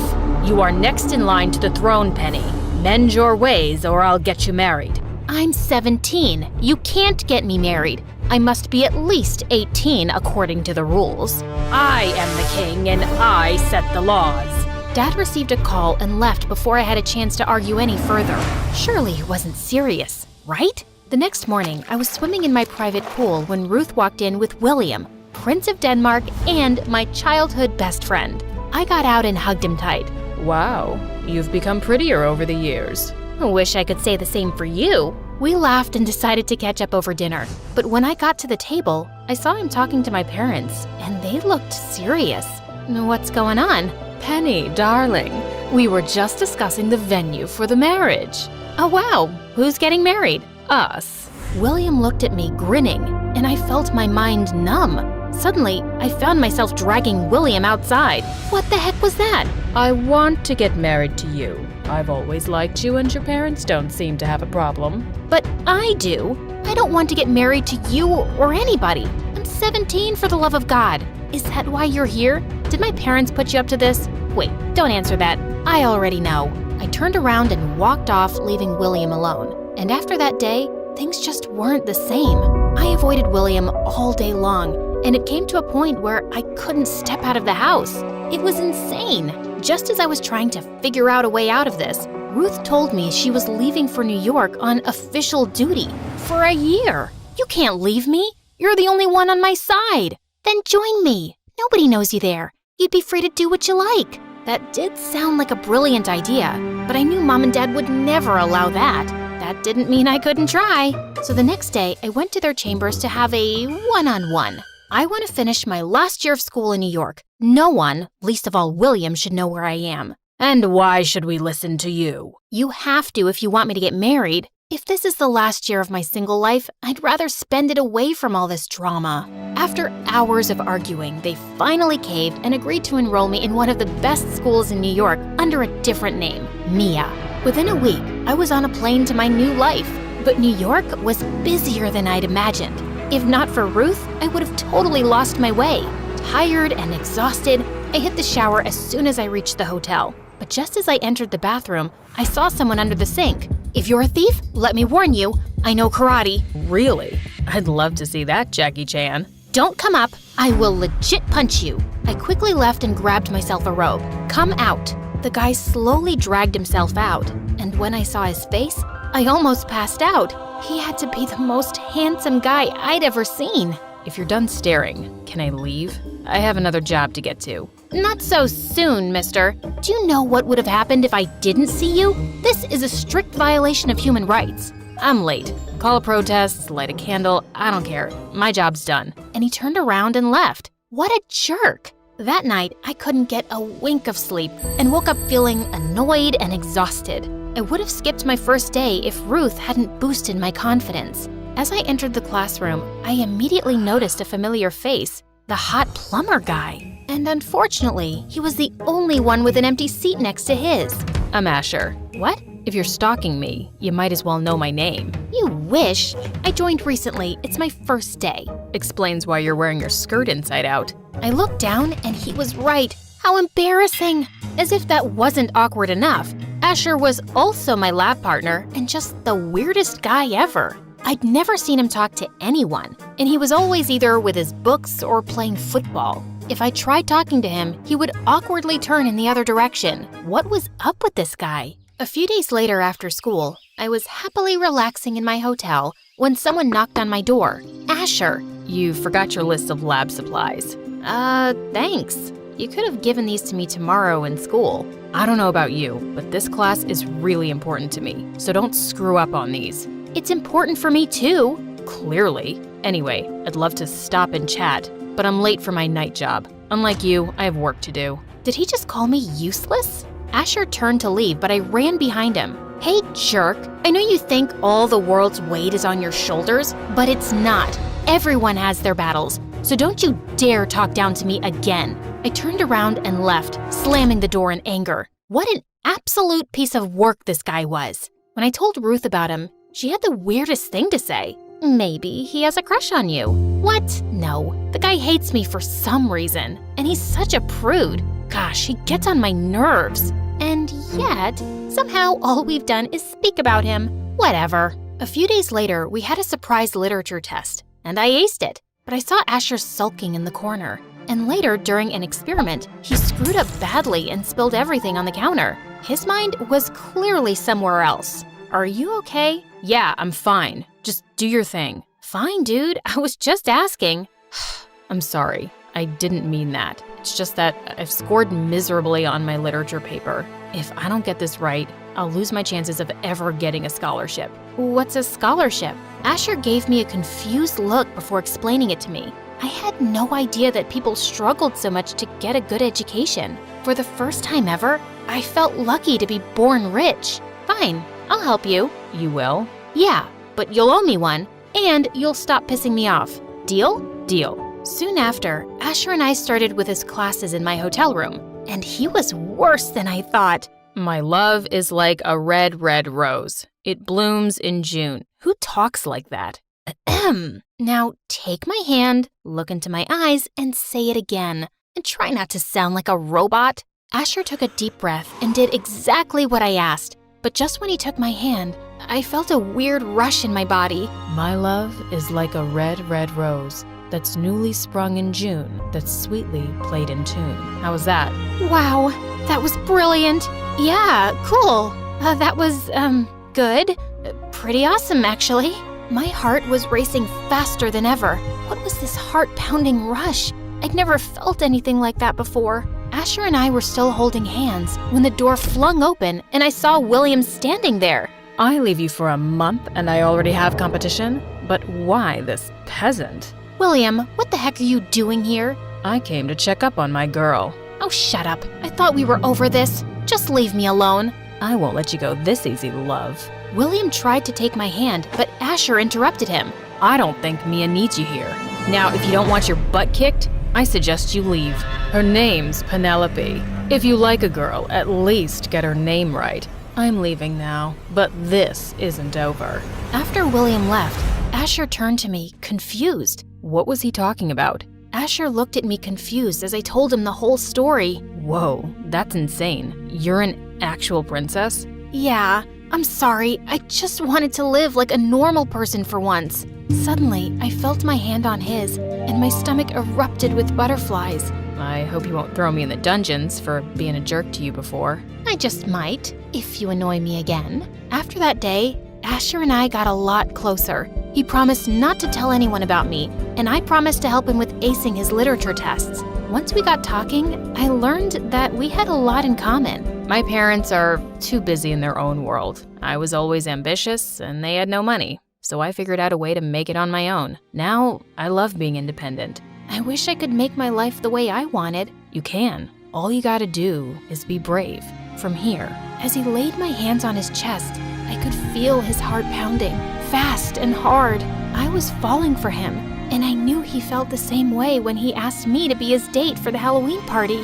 Life was good, except William was always around me, and that was kind of annoying. When I told my parents about him, they were actually supportive of his behavior. You should be happy he loves you so much. I suggest you come back and let go of this foolish adventure. Why did they hate me so much? One day before the party, when I walked into school, I saw William waiting for me on his knees and a life-size bouquet. Beautiful flowers for my beautiful date. I'll pick you up at 8 tomorrow. No need. I already have a date. Who? That peasant from the hotel? Come on, you deserve a prince like me. Only royalty can match royalty, and you know that.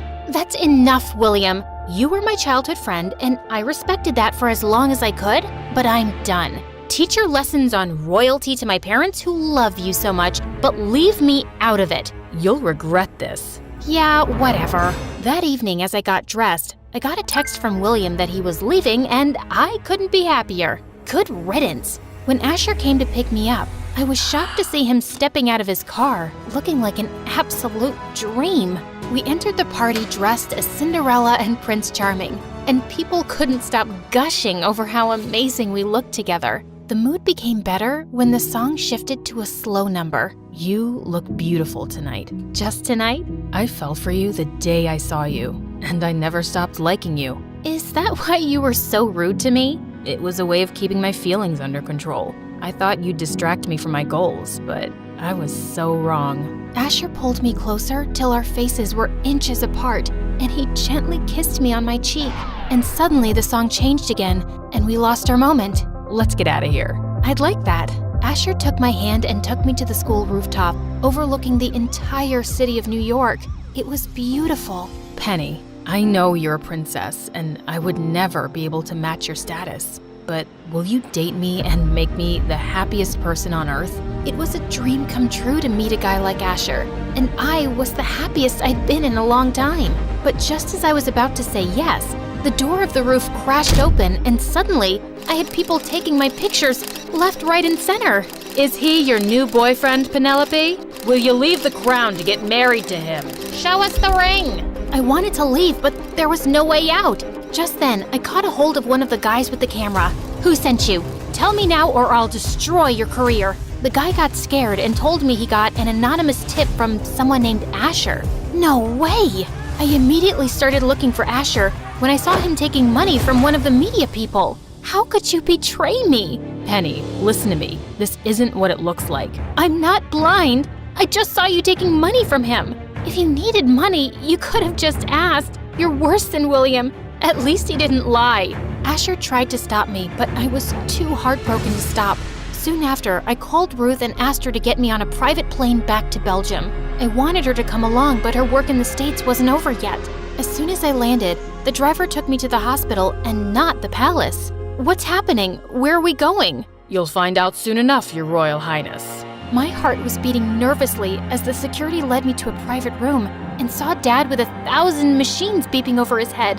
Dad, oh my God, what happened? Penny, you're a sight for sore eyes. I turned to Mom and she told me that Dad had been unwell for quite some time. When he learned that I was dating someone out of royalty, he just couldn't take it. I'm sorry, Dad. I let you down, but I've learned my lesson.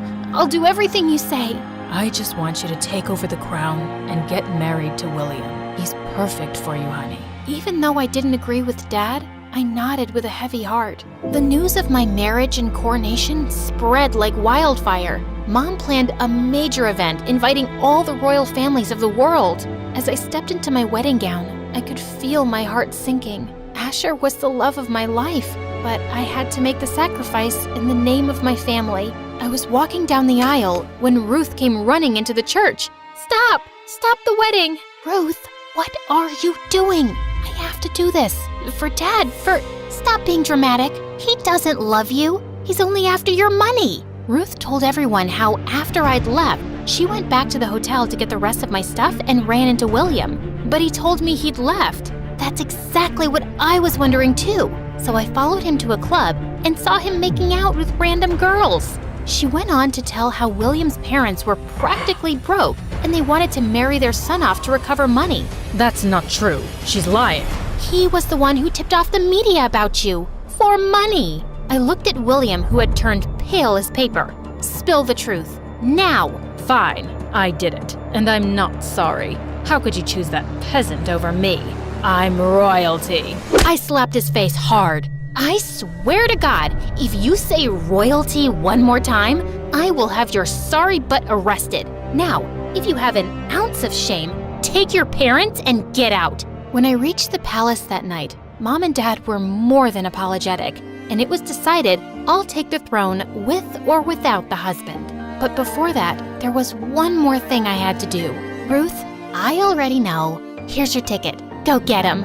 I hugged her and left immediately for New York and booked the same hotel.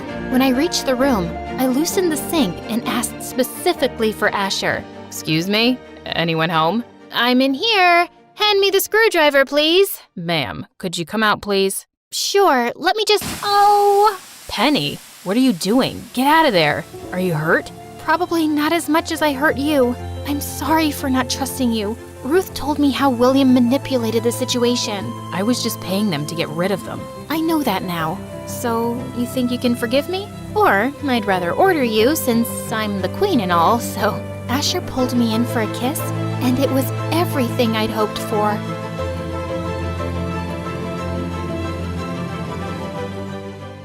Walking around the school garden was my exact definition of peace. I brought a purple flower up to my nose, and then suddenly, I felt my chest tightening. I reached for my inhaler and panicked when I realized I dropped it on the way here. Oh God, was I gonna die? Looking for this? I turned to see Axel, the most attractive guy in school, and he was holding my inhaler. It was the first time he'd ever talked to me. Oh, thank God. Give me that, please. As I was taking some puffs, he kept looking at me, and it made me feel worse instead of better. I looked away and continued calming myself down. When I turned to him again, he was gone. This boy was so mysterious. He'd joined our school a year ago, and no one knew anything about him. Hi, my name is Olivia, and I have a chronic breathing condition called asthma. I wasn't allowed to join any active sports and have some extra fun. Before I continue, please like and subscribe. It was the weekend, and I'd invited my best friend Tori to play golf with me on our private course. I told her what happened yesterday, and she started squealing like a hyena. Oh my God, bestie, maybe he secretly likes you. Nah, he just tried to help me. Well, he never talked to any girl before, so it definitely meant something. So what if it does? He's not my type anyway. He's too mysterious for me. Rumor has it that he has a gang outside, and they love beating people up and burning things down, but that will make your love story even cuter. The title would be The Mafia Boss and His Queen. Ow! Just stop with your Wattpad fantasies already. Suddenly, a private jet landed nearby, and I was shocked to see who came out. Liam. He was my childhood friend who'd moved to Germany when we were 10, and I hadn't seen him in 5 years. I could hardly recognize him. He looked like a prince. He ran to hug me and spun me around. I missed you so much, gorgeous. I missed you too, handsome. Just then, he spotted Tori standing behind me. Why are you playing golf with your maid, Olivia? Liam, she's not… Hey, you. Get me some fresh orange juice, quick. Hello? Do I look like a maid to you? Liam, she's not my maid, and her name is Tori. She's my high school best friend, so please be nice to her. Ah, okay. Whatever. I need to see your mom. We have a lot of catching up to do. As he ran off to our mansion, Tori gave me a disapproving look. This is your childhood best friend? The guy you've been telling me so much about? He sounds like a jerk. He must be tired from the flight. Trust me, he's a nice guy. When I came to school the next day, I saw all the girls gathered in the parking lot. I checked to see what all the chaos was about and saw Liam coming out of his golden chopper with his bodyguards rolling out a red carpet for him. What was he doing here? Morgan, the most annoying brat in the world, accidentally tripped over something invisible right in front of him. Oh my God, my dress! It's worth $237.69 million, and now it's dirty. I need some love and comfort. Liam ignored her and grabbed a megaphone instead. Attention, everyone. Call yourself lucky because I'm joining your school now. And ladies, I know I'm super handsome and irresistible, but unfortunately for you, I'm unavailable. He sounded so pompous. But Morgan and the rest of the female population suddenly looked like depressed vegetables. And they didn't look happy to see him walking down the hallway with me or sitting right next to me during class. But for some reason, all I could think about was Axel's empty seat at the back.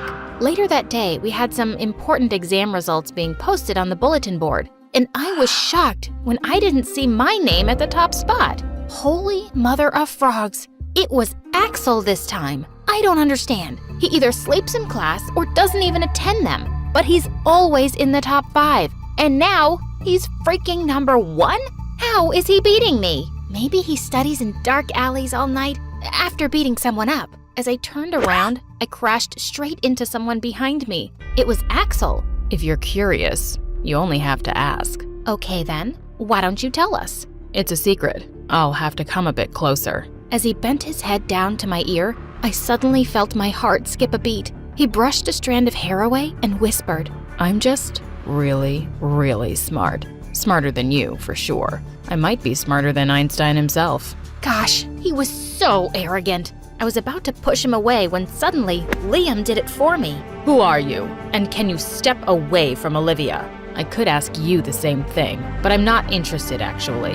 Axel turned around and left, and Liam looked really annoyed. As I started walking down the hallway, he followed me and asked me out for dinner that night so we could catch up. That sounded nice, and I agreed. He took me to a really fancy restaurant, and we were having a good time. Till our order arrived, and suddenly, Liam started yelling at the waiter. I ordered a sizzling steak, not your stupidity. Liam, what are you doing? It looked completely fine. The chef came out and asked us what the problem was. The steak doesn't sizzle enough, and it's not even the center of the plate. This is the stupidest food presentation I've ever seen. You're fired. Sir, you can't do that. I own this restaurant. My dad owns half the city, and I'm going to have your restaurant shut down for food poisoning. Come, Olivia, we're leaving. As we stepped outside, I turned to him furiously. Liam, you're unbelievable. How can you talk to people like that? I can talk to anyone any way I want. Olivia, this was supposed to be a perfect date, and they ruined it. I'm only angry because it meant so much to me. No one ruined anything except for you. Wait, a date? I thought this was just dinner between friends. Come on, I told every girl in school that I'm unavailable. And you must know that everyone is expecting us to be together, right? I want it. Our families want it. But I don't want it. I don't even think of you that way. And who are you to decide things for me? Why are you being so difficult? Don't mess things up like this, Liam. I miss the old you, the sweet little boy who used to be my best friend. I want that person back. I won't just settle for being your friend, Olivia. I'll do anything to be more than that. And at that moment, I just knew that things would never be the same between us. The next day at the canteen, Tori and I spotted Axel in one corner looking anxious as he talked to someone over the phone. He's probably talking to his advisor. Advisor? For what? Every mafia boss has his own advisor, and they're probably planning on their next victim. I tapped her head to snap her out of her crazy ideas, but my curiosity about Axel grew even more. I wondered what he was really up to whenever he disappeared. As he walked off, I decided to follow him and saw him heading to the library. Now was my chance to see how he studied, but he just spread out his notes, put his head down, and fell asleep. I tiptoed and snuck closer to see those notes and noticed that he had such cute handwriting. Suddenly, a hand grabbed mine, and when I turned my head, our lips almost touched. Was he awake all this time? I just wanted to grab that book next to your notes. I have a really important question to ask you, Olivia. It's now or never. Yeah? What is it? What lotion do you use? Your hands are really soft. Realizing that he was still holding my hand, I pulled away and came up with the lamest excuse. I really need to pee. Bye! Later that day, I was in the school elevator when he stepped in to join me. Please don't talk about the notes. Please don't talk about the notes. So, what was your deal with my notes earlier? Still trying to figure out how I'm getting better grades than you? I told you. I was aiming for that book beside you. He just smirked at me and was about to say something when suddenly Liam slipped in. There you are. I've been looking for you everywhere. Suddenly, the elevator broke. Perfect timing. Axel started calling for help while Liam started pestering me. Why are you ignoring me? Is this about last night? Fine. I'll let that stupid chef go this once. Could we please focus on the problem right now? We're basically stuck and it's so hot. Let's make it hotter then. Without any warning, Liam took off his shirt and I was stunned. When I turned to my right, Axel did the same and holy cheese. If Liam had the body of a fitness instructor, Axel had the body of a Greek god. And I looked like a stupid potato between them. Why did you take off your shirt too? You're right. It's really hot. I might die of hyperthermia and suffocation. Before I could collapse, the elevator doors finally opened. Oh, thank God. I immediately rushed to the restroom and used my inhaler to calm myself from the traumatic incident. One night, while I was giving out food and cash to some beggars, I spotted someone in a leather jacket exchanging something with a suspicious guy across the street. I realized that it was Axel. I got out of my limo to secretly follow them as they passed through an alley and entered a door that led to a basement. Oh my God, was this their hideout? I was expecting to see a room full of gangsters, but it was the complete opposite. There were nerdy-looking guys solving Rubik's Cubes with super difficult shapes everywhere. I spotted Axel, and he was the only one who looked different. What in the world? I met Axel's eyes across the room, and he looked so shocked to see me that he fell off his chair. He acted like nothing had happened and continued solving his cube, but I couldn't help but smile. He was so cute. After the game, he was awarded second place, but he didn't seem happy about it. He walked up to me with a disappointed face. I lost by 1.5 seconds because I got distracted when I saw you. It's the 57th Digital Qualifier Next Generation Championship Cup, and I should have won it to complete my badges. So he was actually a nerd who happened to look like a bad boy? I'm so sorry. I didn't mean to follow you. Suddenly, the scariest nerd that I had ever seen charged toward Axel like a raging bull. I bet $5 million on you to win, and I need to get it back, you loser. Get him, guys. Time to go. Axel grabbed my hand and dragged me out of the building. We fled on his motorbike, but the nerdy goons kept following us until we reached the countryside. Suddenly, it started raining really hard, and we could hardly see anything. Axel had no choice but to pull over to the nearest waiting shed. Both of us were soaked to the bone as we sat on the single bench. It looks like the rain wasn't stopping tonight, and it was already so late. I called my parents to tell them that I was sleeping at Tori's house so they wouldn't be worried. I'm sorry you got dragged into all of this. No, it was my fault. I shouldn't have followed you. You lost the game because of me. It's fine. There are thousands of upcoming games anyway. I grabbed the chance to reveal our ridiculous theories about him, and it was my first time seeing him laugh. So you're telling me that all nerds are supposed to be blind and aren't allowed to wear leather jackets? It was my first time seeing one. You're shaking. He must be very cold. He took his leather jacket off and wrapped it around me, pulling me into a hug. I hope my body heat can make you feel better. Yeah, it's helping. I'm relieved. Feeling so safe in his arms, I found myself closing my eyes with a smile.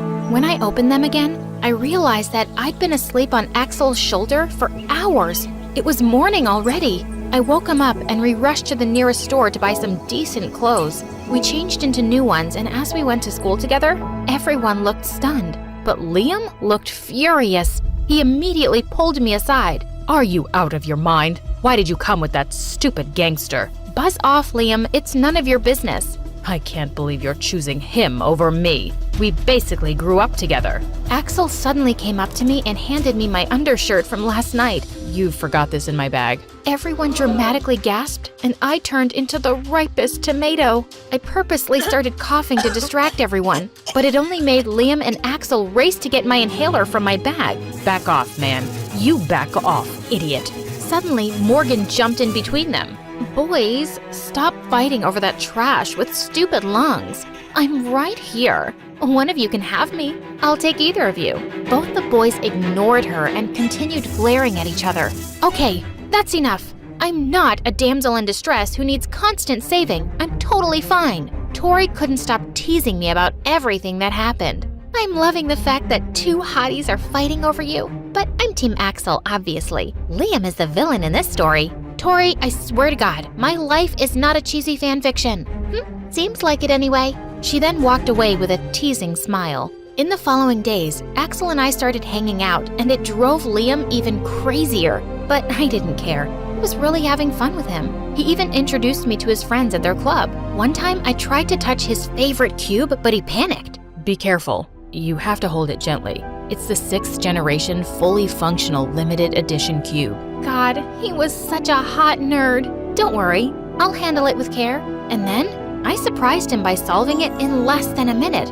Brains and beauty? You're really something else, Olivia. Suddenly, Liam appeared out of nowhere and challenged him. Let's have a polo match tomorrow after school, one-on-one. The winner can date Olivia, while the loser should back off forever. Are you out of your mind? I'm not a freaking trophy for a stupid competition. To my surprise, Axel replied, See you tomorrow then. As Liam walked off, I turned to Axel angrily, but he took my hand. It's the only way for him to back off. I promise, I'll win this. Okay, but be careful. I don't trust Liam to play fair. I was their only audience the next day, and I was a bundle of nerves. Minutes into the game, Axel was already being Liam's butt effortlessly. Are you ready to lose? Ask that to yourself, idiot. To my surprise, Liam suddenly hit Axel's horse with his mallet, causing it to panic and throw him off. Liam then grabbed the chance to hit the ball and shoot it at the goal. He then came up to me and smirked. You're mine now, whether you like it or not. Over my dead body, Liam. You're not my best friend anymore. You're a monster. A very sexy and attractive monster? Axel got up and glared at him. You clearly cheated. This is not fair. We never had any rules, loser. Axel lunged forward to attack Liam, who suddenly snapped his fingers, and his bodyguard dragged Axel away. And I felt even angrier. Do you really think all this is helping you win me over? You're just making me dislike you more. What do you think your parents would say if they learned their little princess is dating a gangster? Where's your proof? Axel is a decent guy, and he's also a genius. You really like him, don't you? Finally, you got the hint. We'll see about that. The next day, I was surprised to see the whole school in a total mess. The walls were all ruined with spray paint, and half the lockers had been smashed. The principal was fuming. He checked the surveillance footage, and we were all shocked to see who the culprit was. Axel. It couldn't be. I knew it. He couldn't accept the fact that I beat him in a game yesterday, so he threw a little tantrum. Suddenly, Morgan clung to Axel's arm. You could have destroyed me instead, Axel babe, and I would have thanked you for it. Girl, have some dignity, and eat this to fill your empty brain. Axel turned to me and said, You know I couldn't do this, Olivia. Of course. Only idiots would believe that footage. Unfortunately, the principal was one of them. He immediately suspended Axel, and seeing Liam grinning made my blood boil. Obviously, he had framed Axel, but I had to find some proof first. Later that night, I sneaked through Liam's window and hid inside his closet. Soon, he entered his room with a guy who was wearing the same outfit and hairstyle as Axel, and they were talking about how they had set him up this morning. I knew it! I made a video of the whole thing, and just then I bumped into something and made a loud sound. And the next second, the closet door flew open, and Liam turned into a psycho. You little witch! Give me your phone, or else. He was about to hurt me when his parents suddenly barged in. I showed them the video and told them about Liam's behavior, and they were very disappointed. You're gonna regret this, Olivia. You'll see. To teach him a lesson, his parents cut off his allowance and put him on a plane back to Germany. I was sad because I'd lost my childhood friend, but he just wasn't the same guy anymore. And now I could finally focus on Axel. I headed to their club, but he wasn't there. I didn't find him at his mansion either. I tried calling him on his phone, but there wasn't any signal. Where was he? What if Liam did something to him before leaving? Feeling so worried, I suddenly had a hard time breathing, but I couldn't find my inhaler anywhere. Looking for this? I turned to see Axel, and he was holding my inhaler. I ran to him with happy tears. I thought something bad had happened to you. I'm sorry if I got you worried. I just got busy doing something. He brought me up to his room, and I was shocked when he unveiled a huge painting-like Rubik's Cube with my face on it. Axel, this is just amazing. Olivia, I've liked you since the first time I laid my eyes on you, but I was too scared to get close to you because I knew I'd just fall for you. And well, I did. So what are you waiting for? He responded by finally kissing me, and it felt surreal. I love you. I love you too. Suddenly, Tori stepped into the room and started jumping like a monkey. I knew it! Wait, had she been following me? Axel and I just chuckled at her craziness. Hi, my name is Nozomi from Japan, and I never thought anyone noticed me. Not until I met the sleeping boy. But I'm getting ahead of myself. Let's start at the beginning. Like and subscribe. You won't regret it. Growing up, the only person who ever noticed me was my big sister Akari. My mom traveled for work so much that I even called Akari Mom when I was too little to understand what was going on. My sister would take me to school where I would sit in silence and never say a word to anyone until she picked me up again. And then I wouldn't shut up the whole way home. But she didn't mind. She liked hearing me talk and she liked playing games with me, like making me look like one of her dolls. She would also give me a makeover using our mom's makeup, or dress me up as a monster and have me chase her around the house. Rawr, I'm gonna eat your head. My head? Yeah, it's the yummiest part. You really are a little monster. Rawr! When we got older, our mom moved to another country for work. She asked if we wanted to come, but we decided to stay. Akari had graduated from university and had a real job now, so we didn't have much time to hang out. But every Friday, I would wait for her at the train station near my school for when she got out of work, and we would hang out all weekend. And even though we grew up, nothing really changed, except now we didn't play dress up anymore. Now we dressed up for real to go out to dinner or the arcade or whatever we wanted. We had the best life. The only problem was, I was still too shy to talk to anyone, especially boys. One time when we were at the arcade, I saw a boy staring at us. Akari elbowed me. "He's looking at you, Nozomi. Go talk to him." My cheeks got so red, my hands all clammy. I suddenly froze up and couldn't even play the games anymore. Okay, let's go home. You don't have to talk to any boys. But you know, it would make me really happy if you tried, at least once, for me. Maybe you can talk to a boy for me. Then I won't have to do any work. She gave me a dirty look, but she was only kidding. I knew she was right. I just had no idea how I would ever talk to a boy. Then one Friday, the train that was supposed to arrive didn't come, and suddenly I got a really bad feeling. After 30 minutes, the train finally came, but Akari wasn't on it. I called and called, but she didn't answer. Then finally, I got a call, but it was from a random number. Hello? Is this Akari's sister, Nozomi? This is the hospital. Your sister was in an accident. She's in a coma. All the air left my lungs. In the hospital, I found her lying there with her head bandaged. She looked like she was sleeping. They didn't know how, but she fell onto the tracks and hit her head. The doctor said it was impossible to know when she would wake up. From that day on, I started visiting her every day. I usually read to her, but one day I forgot my book, so I just talked. And when I left, I ran into the nurse in the hallway. "If you have time, maybe you can talk to him too. He's in a coma like your sister. I think he was part of the accident she was involved with." "He was?" "I think so, but we don't know who he is. He didn't have any ID when he was brought in." He had no one to visit him? I felt so sad. I imagined my sister being here all alone with no one to talk to her all day. Before I knew it, I was in his room. He looked a couple of years older than me. I sat down beside his bed and without even realizing it, I was just talking to him just like I talked to Akari. 30 minutes later, I was finally out of things to talk about. That's when I realized something. You know, you're the only boy I've ever talked to. You're a really good listener. I started bringing 2 books to the hospital every day after that. One for my sister and one for the boy with no name. Something strange happened after I was reading to him for a few days. Every night when I went home, I would think about him and even dream that we met and talked and fell in love. I realized it was ridiculous to fall in love with someone I didn't even know. And the next day, when I read to him, I tried to push the thoughts away. But for some reason, I just couldn't help but think, maybe it was love at first sight. That night, I decided to leave the book I had been reading to him in the hospital closet so I wouldn't forget it.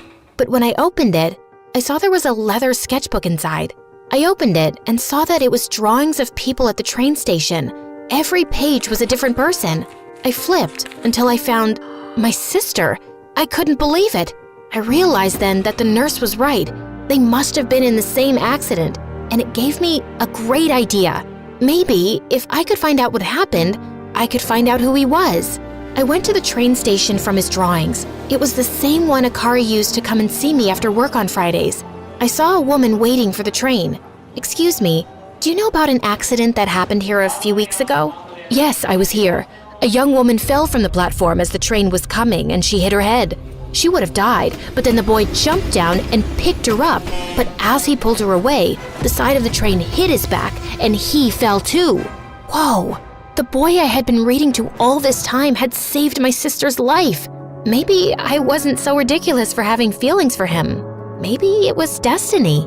Then the woman pointed to an elderly lady. "That older woman, I think it's the boy's grandmother. She's been coming here every day waiting for him. We tell her he's in the hospital, but she doesn't remember." I was so sad to see her waiting there for him. I wanted to tell her what happened. "Excuse me, ma'am, are you waiting for your grandson?" "Yes, he's never late. I don't know what happened."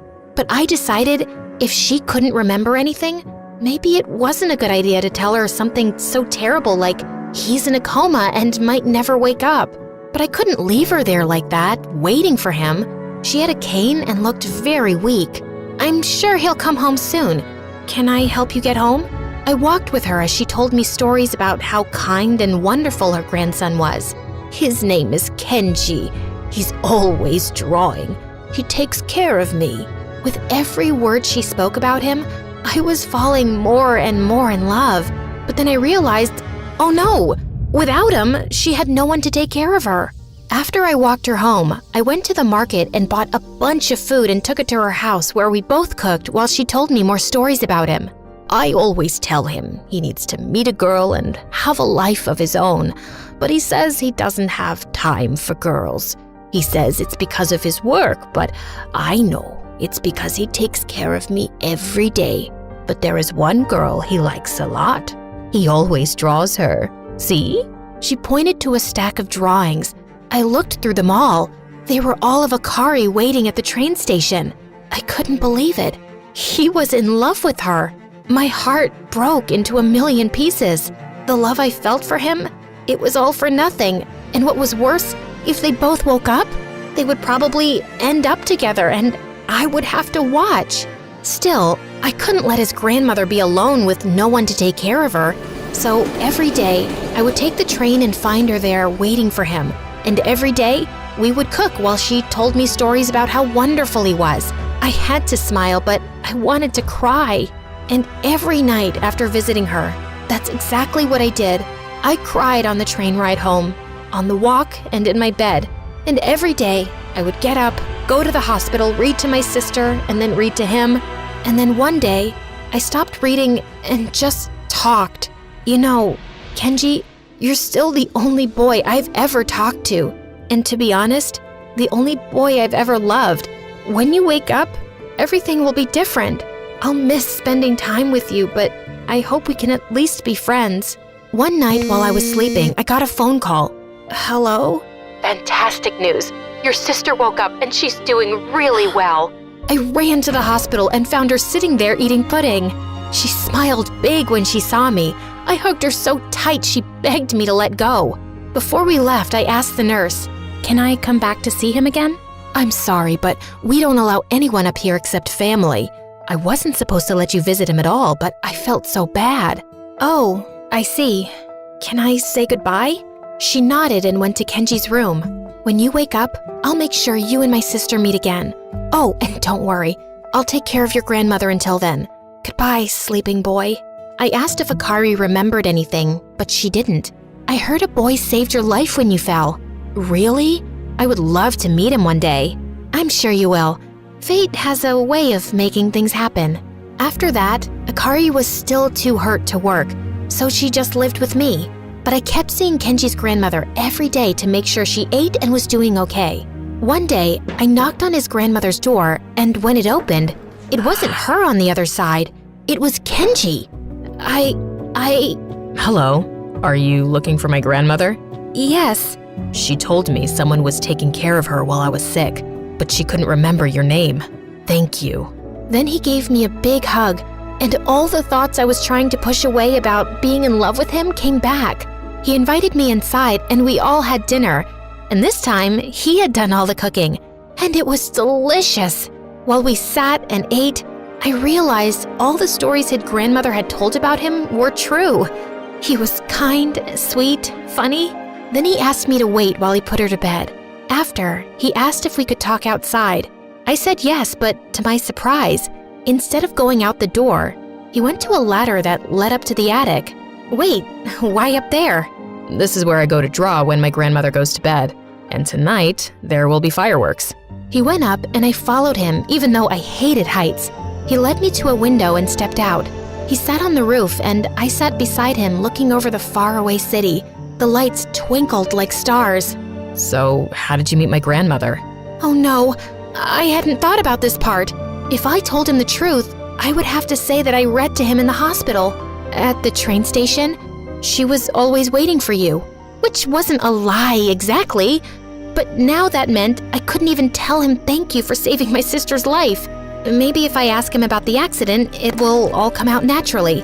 But he said he couldn't remember what had happened. I felt so foolish for not telling him the truth just to save myself from a little embarrassment. All he did was be nice to me. I decided I owed him for saving Akari. So even though I would be humiliated and look stupid, I would tell him the truth. But before I could, he said, I kind of remember a little. There was this girl. I think she fell. I was in love with. I know. You know? How could you know? I saw your drawing of her. Your grandmother showed me. You were in love with her. That's why you jumped and saved her. Actually, no. I was in love with her sister. I couldn't breathe. Did he just say what I think he said? He looked down at the ground and said, Every Friday, the girl from my drawings and I would get on the same train. Sometimes we talked a little. She said she was meeting her sister, and she started telling me about her, what she was like. She was cool and funny, and when she would get off, her sister would meet her, and I guess it was love at first sight. Like we were meant to be. Sorry, I must sound stupid. Good thing he wasn't looking at me, or maybe he would have seen the hearts in my eyes. Why did you draw her sister and not the girl you liked? I only saw her for a few seconds every day, but I always tried. Then he showed me his book of drawings, and all the way in the back, there were drawings of parts of a girl, never the full picture, since he drew from memory but never saw her fully. It was me. I couldn't believe it. After the accident, I can't remember what they looked like. I went to the station today, but I didn't see anyone who could have been her or her sister. I guess I'll never see her again. Actually, you're looking at her right now. He turned to me, confused, and then his eyes lit up and he recognized me. But how? I don't understand. I put my hand on his and kissed him. Just then, the sky exploded with fireworks.